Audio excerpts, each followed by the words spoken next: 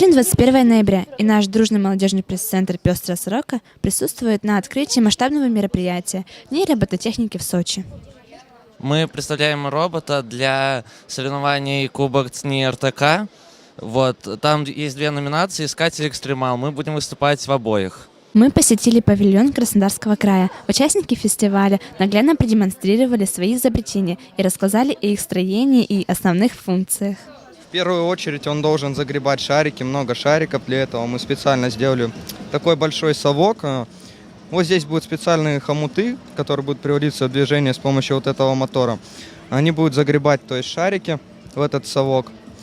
Далее вот эти два мотора, вот этот и вот этот, будут поднимать этот совок как бы на длину, вверх примерно на 90 сантиметров, как бы, чтобы высыпать в самую высокую колбу эти шарики.